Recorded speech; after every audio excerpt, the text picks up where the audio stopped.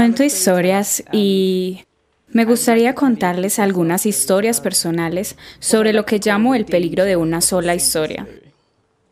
Crecí en un campus universitario al este de Nigeria. Mi madre dice que comencé a leer a los 2 años.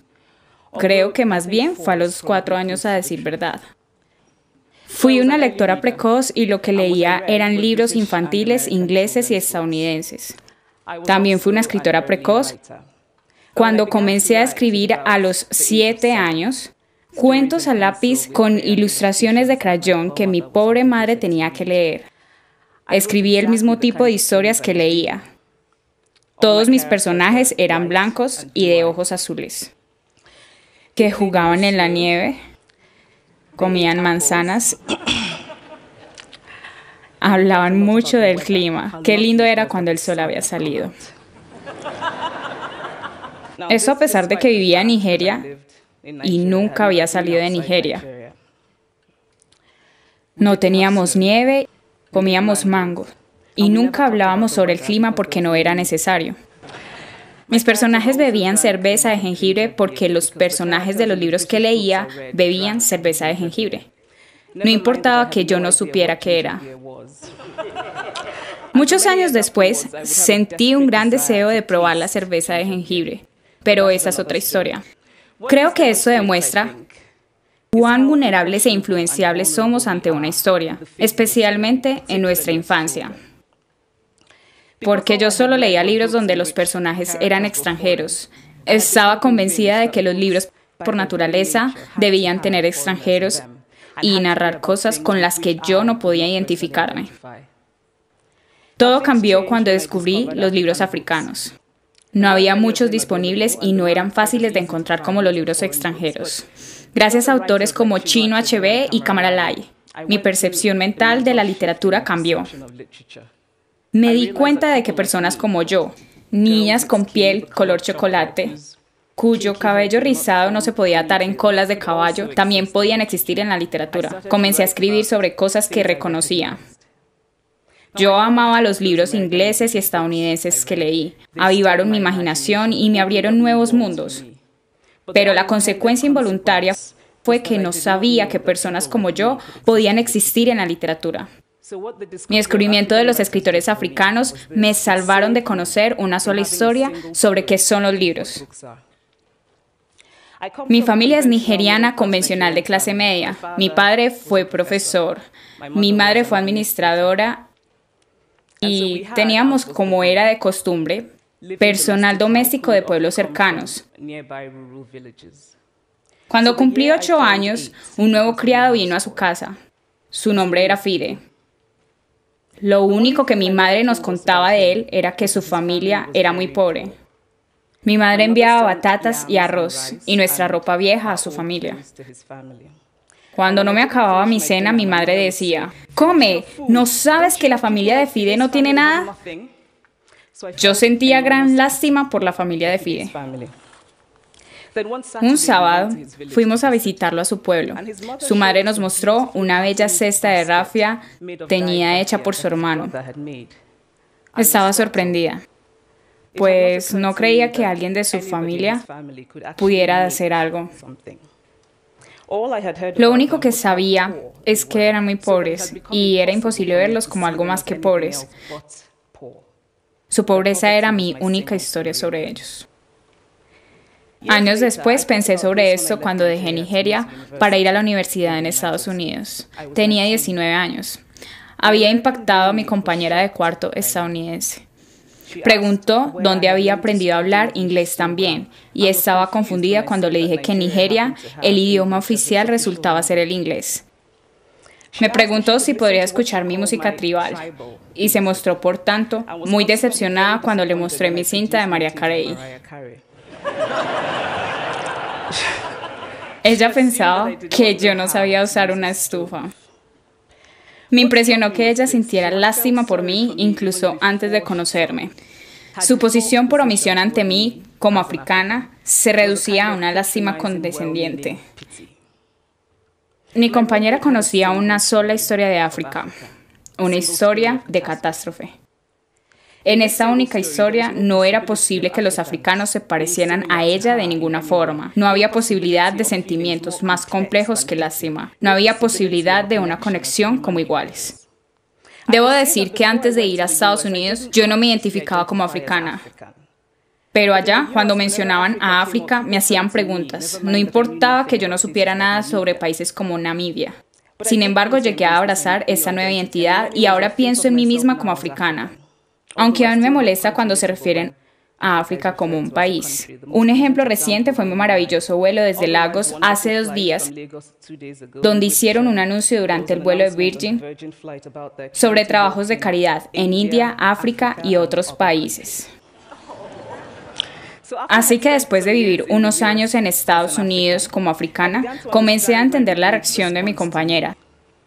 Si yo no hubiera crecido en Nigeria, y si mi impresión de África procediera de las imágenes populares, también creería que África es un lugar de hermosos paisajes y animales y gente incomprensible que libran guerras sin sentido y mueren de pobreza y sida, incapaces de hablar por sí mismos, esperando ser salvados por un extranjero blanco y gentil. Yo veía a los africanos de la misma forma en que como niña vi la familia de Fide.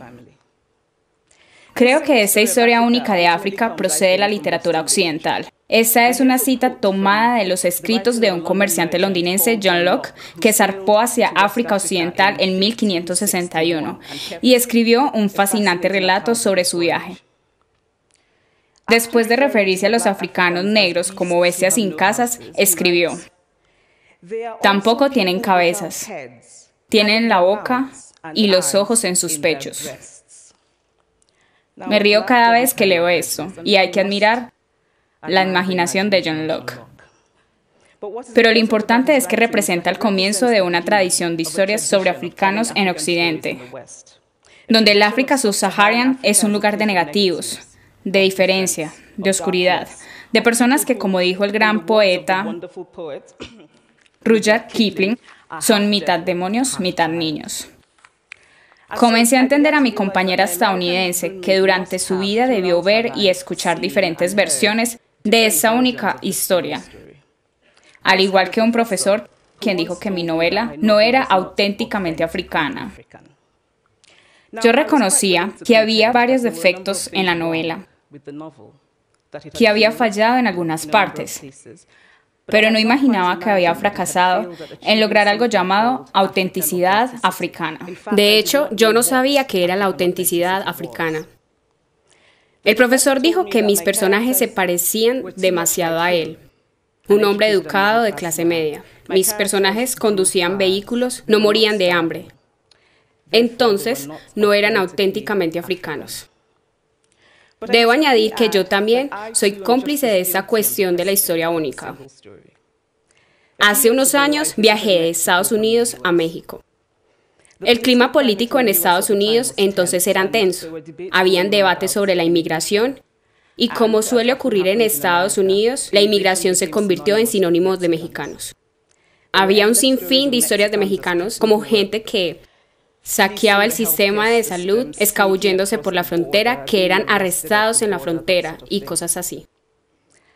Recuerdo una caminata en mi primer día en Guadalajara, mirando a la gente ir al trabajo, amasando tortillas en el mercado, fumando, riendo. Recuerdo que primero me sentí un poco sorprendida y luego me embargó la vergüenza. Me di cuenta que había estado tan inmersa en la cobertura mediática sobre los mexicanos que se habían convertido en una sola cosa, el inmigrante abyecto. Había creído en la historia única sobre los mexicanos y no podía estar más avergonzada de mí. Es así como creamos la única historia. Mostramos a un pueblo como una cosa, una sola cosa, una y otra vez, hasta que se convierte en eso.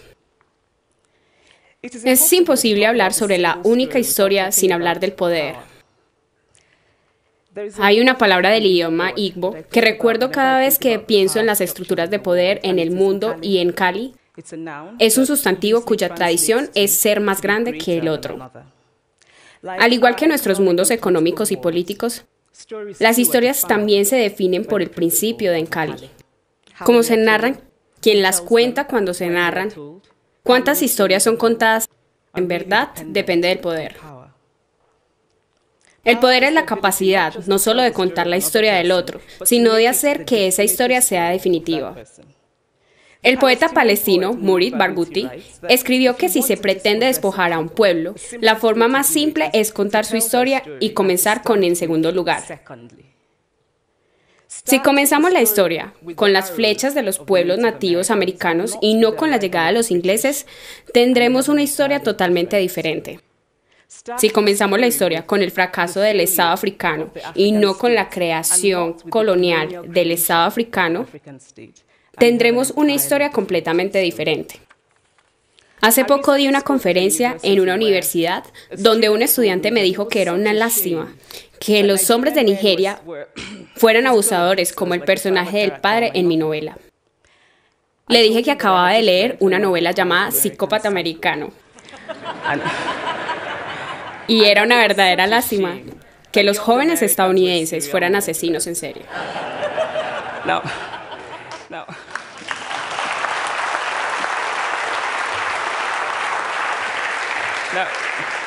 Obviamente estaba algo molesta cuando dije eso, pero jamás se me habría ocurrido que solo por haber leído una novela donde un personaje es un asesino en serie, de alguna forma él era una representación de todos los estadounidenses. Ahora, no es porque yo sea mejor persona que ese estudiante, sino que, debido al poder económico y cultural de Estados Unidos, yo había escuchado muchas historias sobre Estados Unidos.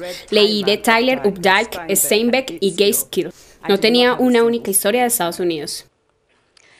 Hace años, cuando supe que esperaba que los escritores tuvieran infancias infelices para ser exitosos, comencé a pensar sobre cómo podría inventar cosas horribles que mis padres me habían hecho. Pero la verdad es que tuve una infancia muy feliz, llena de risas y amor, y en una familia muy unida. Pero también tuve abuelos que murieron en campos de refugiados.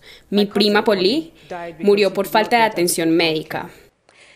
Mi amiga Coloma murió en un accidente de avión porque los camiones de bomberos no tenían agua.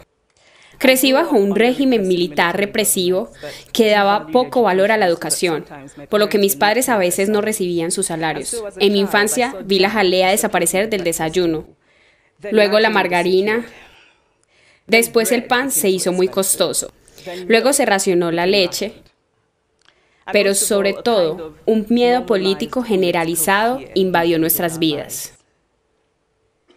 Todas estas historias me hacen quien soy, pero si insistimos solo en lo negativo, sería simplificar mi experiencia y omitir muchas otras historias que me formaron. La historia única crea estereotipos, y el problema con los estereotipos no es que sean falsos, sino que son incompletos. Hacen de una sola historia la única historia. Es cierto que África es un continente lleno de catástrofes. Hay catástrofes inmensas como las violaciones en el Congo y las hay deprimentes, como el hecho de que hay 5.000 candidatos por cada vacante laboral en Nigeria. Pero hay otras historias que no son sobre catástrofes y es igualmente importante hablar sobre ellas. Siempre he pensado que es imposible compenetrarse con un lugar o una persona sin entender todas las historias de ese lugar o esa persona. La consecuencia de la historia única es que roba la dignidad de los pueblos, dificulta el reconocimiento de nuestra igualdad humana, enfatiza nuestras diferencias en vez de nuestras similitudes. ¿Qué hubiera sido si antes de mi viaje a México yo hubiese seguido los dos polos del debate sobre la inmigración, el de Estados Unidos y el de México? ¿Y si mi madre nos hubiera contado de que la familia de Fide era pobre y trabajadora? ¿Y si tuviéramos una cadena de TV africana que transmitiera diversas historias africanas en todo el mundo? Es lo que el escritor nigeriano Chinua Achebe llama un equilibrio de historias. Y si mi compañera de cuarto conociera a mi editor nigeriano, Muktaba Kari, un hombre extraordinario que dejó su trabajo en un banco para ir tras sus sueños y fundar una editorial, se decía comúnmente que los nigerianos no leen literatura. Él no estaba de acuerdo, pensaba que las personas no podían leer, leerían si la literatura estuviera disponible y fuese asequible. Después de que publicó mi primera novela, fue a una estación de TV en Lagos para una entrevista. Una mujer que trabajaba allí como mensajera me dijo: Realmente me gustó mi novela, no me gustó el final. Ahora debes escribir una secuela y esto es lo que pasará. Siguió contándome sobre qué escribiría en la secuela. Yo no solo estaba encantada, sino conmovida.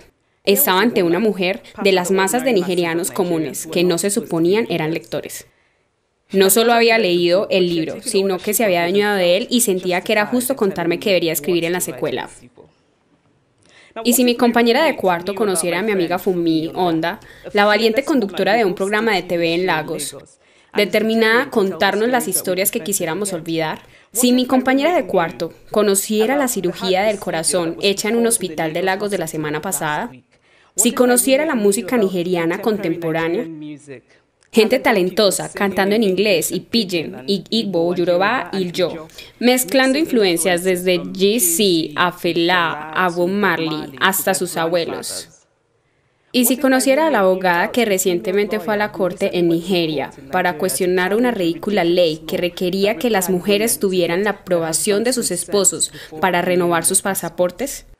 Y si conociera a Nollywood, lleno de gente creativa, haciendo películas con grandes limitaciones técnicas. Estas películas son tan populares que son el mejor ejemplo de que los nigerianos consumen lo que producen.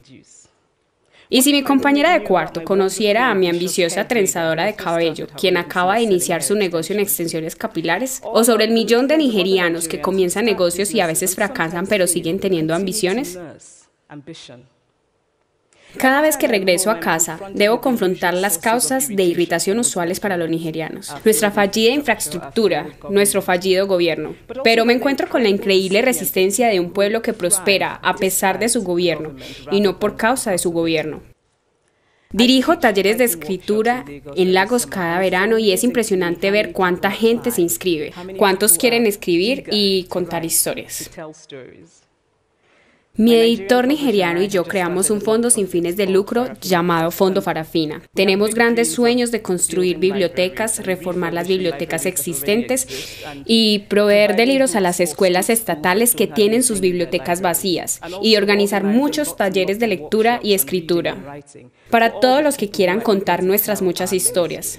Las historias importan. Muchas historias importan. Las historias se han usado para despojar y calumniar. Pero las historias también pueden dar poder y humanizar. Las historias pueden quebrar la dignidad de un pueblo, pero también pueden reparar esa dignidad rota. La escritora estadounidense Alice Walker escribió esto sobre su familia sureña que se había mudado al norte. Les dio un libro sobre la vida sureña que dejaron atrás. Estaban sentados leyendo el libro, escuchándome leer y recuperamos una suerte de paraíso. Me gustaría terminar con este pensamiento. Cuando rechazamos la única historia, cuando nos damos cuenta de que nunca hay una sola historia sobre ningún lugar, recuperamos una suerte de paraíso. Gracias.